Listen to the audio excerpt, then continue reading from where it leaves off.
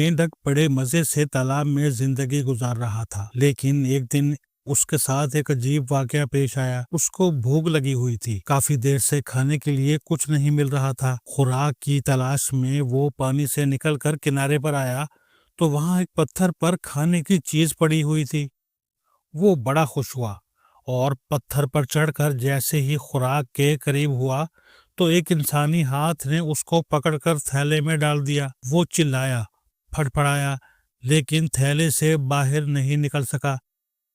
आदमी ने घर आकर एक बर्तन में पानी भरा, उसको चूल्हे पर रखा और मेंढक को उसमें डाल दिया। मेंढक ने साफ पानी देखा तो वो उसको अच्छा लगने लगा। वो उसमें तैरने लगा और उसको एंजॉय करने लगा।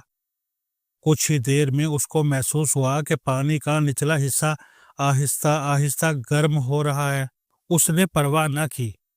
कुछ देर बाद सारा पानी गर्म हो गया और रफ्ता रफ्ता वो शिद्दत इख्तियार करता गया। लेकिन उसने अपनी कुदरती सलाहियत से अपने जिस्म को ठंडा करना शुरू किया। पानी गर्म होता गया और वो अपनी जिस्मानी ठंडक बढ़ाता गया। 2 मिनट के बाद पानी उबलना शुरू हो गया। मेंढक ने अपने जिस्म को उसके मुताबिक ठंडा करने की कोशिश की, लेकिन उसके मसल्स जवाब दे गए।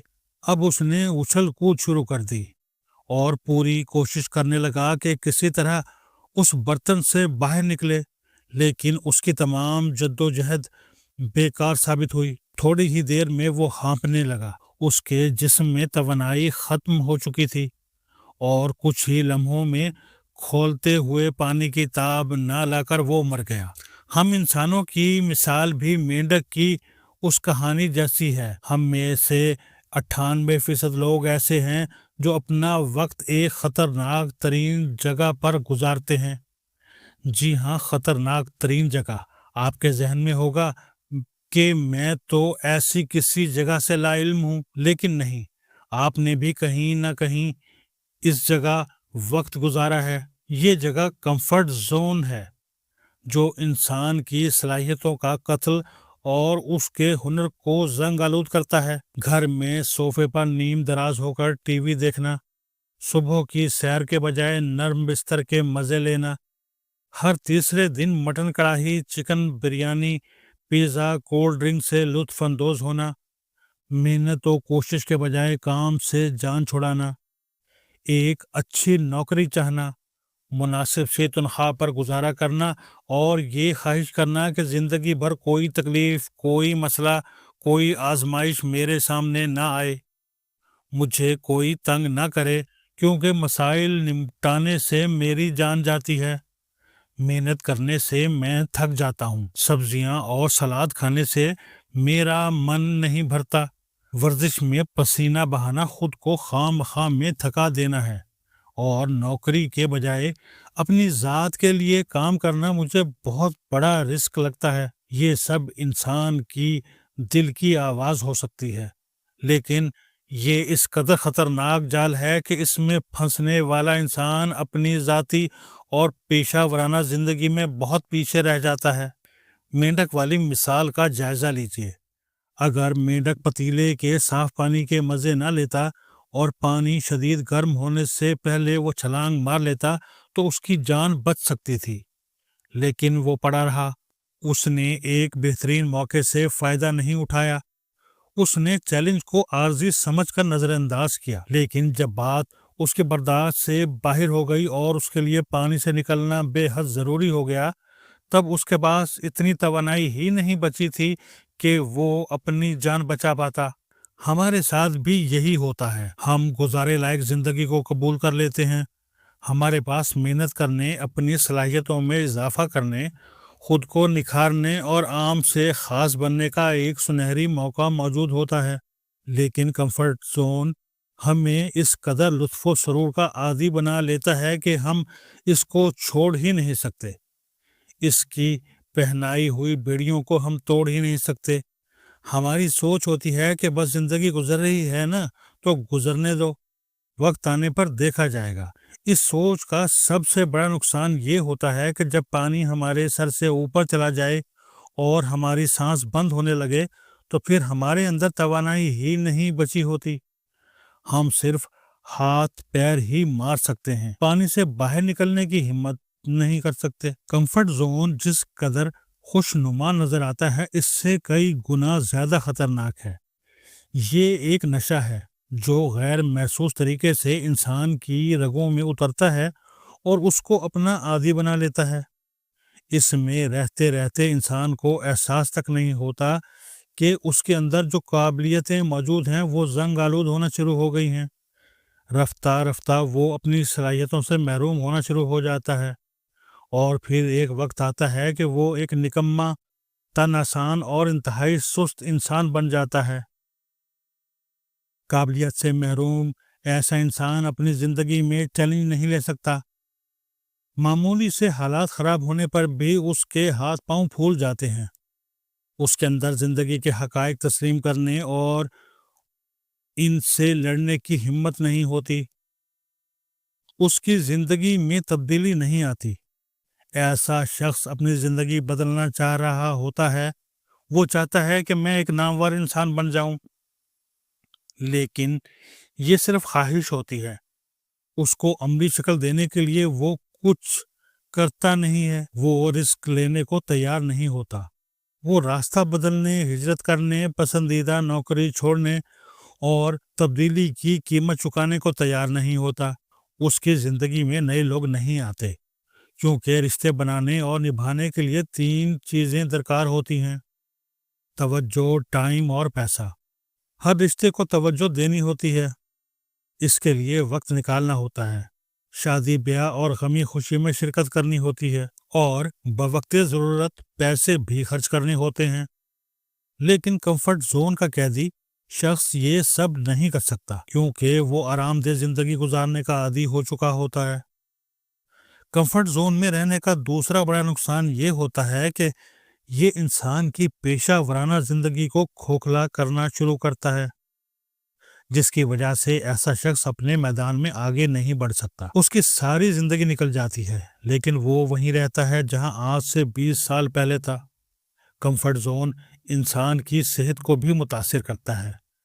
ٹی وی کے سامنے صوفے پر بیٹھ کر اور ایک ہاتھ میں پاپ کارن کا پیکٹ لے کر گھنٹوں گزارنا، واک نہ کرنا، کھانا اور سو جانا، تلی ہوئی چیزوں کے سہارے جینا، اور اس جیسی بے شمار عادات کے نتیجے میں اس کی صحت جواب دے جاتی ہے۔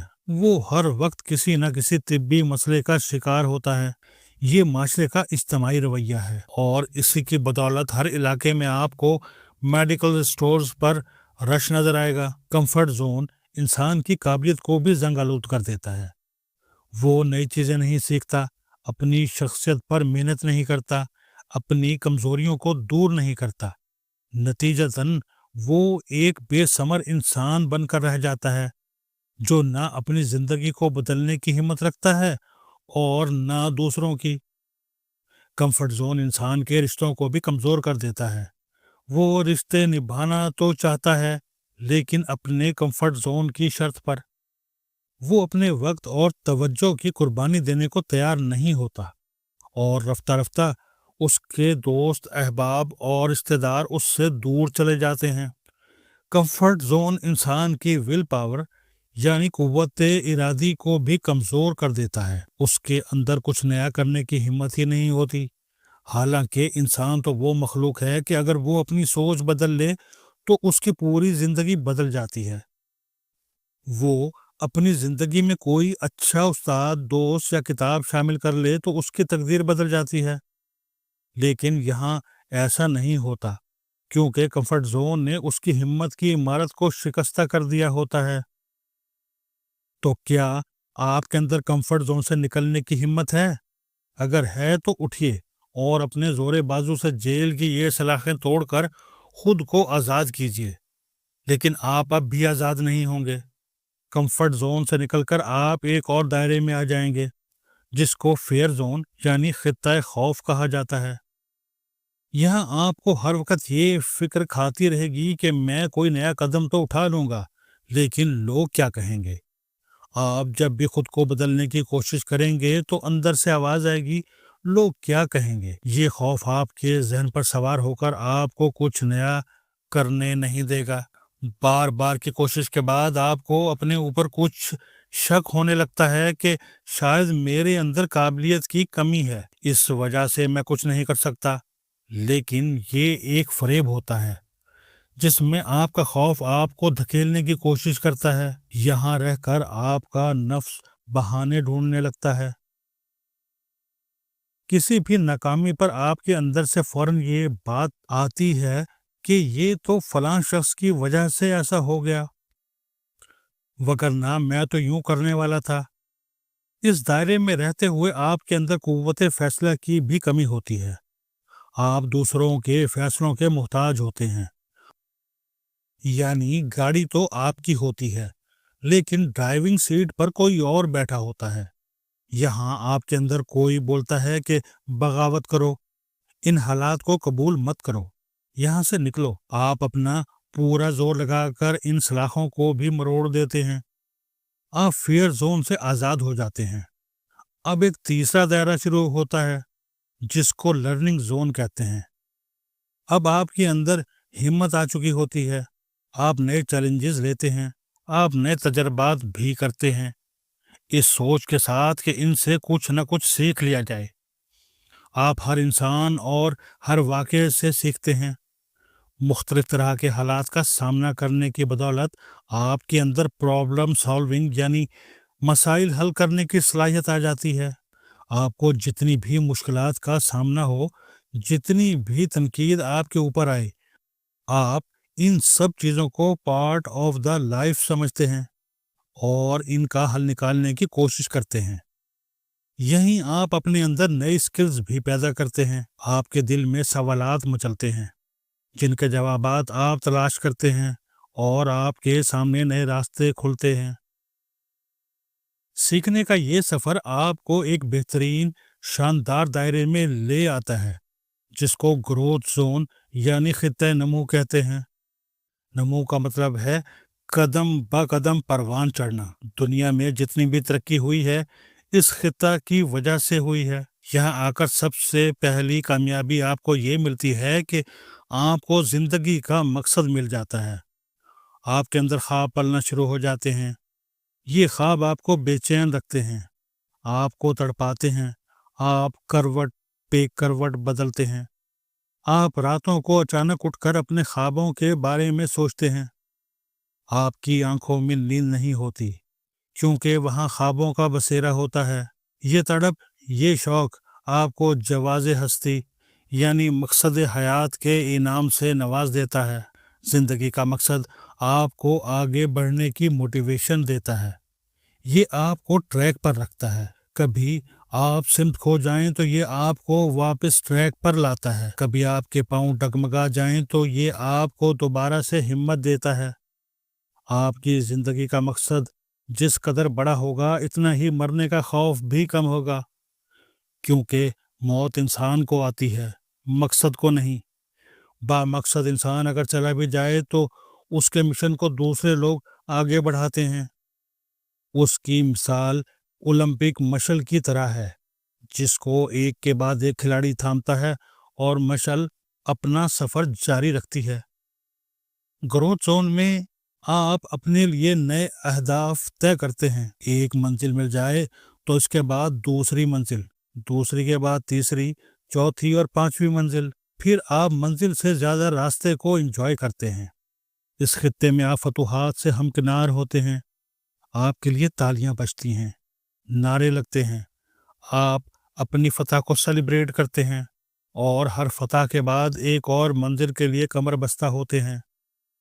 سچ پوچھیں تو اس راستے پر چلنے میں ایسا سرور، ایسا سکون اور اطمینان ہے جو دنیا کی کسی بھی چیز میں نہیں۔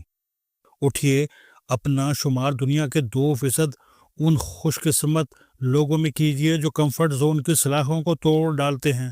اپنے آپ کو دھکیلتے دھکیلتے گروتھ زون میں لے آئیے کہ کامیابی کا راز بھی یہی ہے۔